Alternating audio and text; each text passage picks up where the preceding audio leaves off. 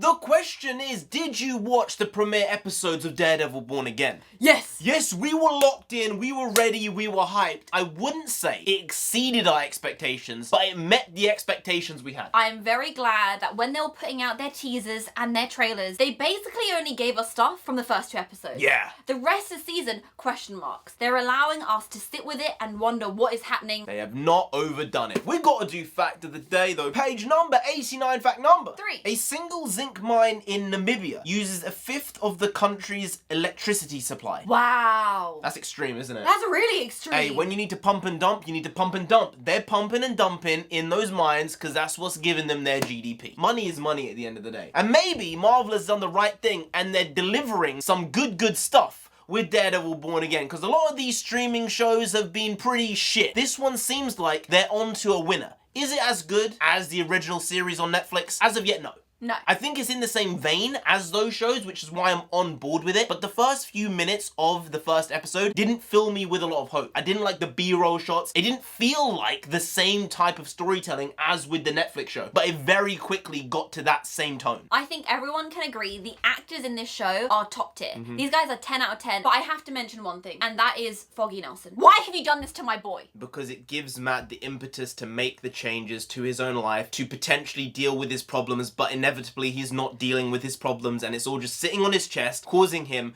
to become a murderer. In the second episode, he got some cops got. Oh, he did. Oh, he cracked did. some skulls, let alone the broken arms. It seemed like he really wrecked someone. He did, and he hated it. One thing that I have to say I am here for is Matt Murdock just screaming. The rage, the anger, the pain, and the frustration. If you've not seen it and this is your first instance of this version of this character, go and watch that Netflix show because it is so unbelievably good. It makes you realize what's possible with a small budget. That show, that first season, was shot for $39 million. And it was 13 episodes, 12 and a half, 13 hours. You can't even imagine them doing something like that nowadays. No. The efficiency, the production, the time, the effort, all of it was encapsulated in that moment when that show came out. And the love from that show has brought forward into this show. Apart from the music. Oh. Okay, the theme at the beginning is fine. It's not a candle to the flame of the original. That's just a fact. But the music overall is just not doing the business. They're ending the episodes and slamming on this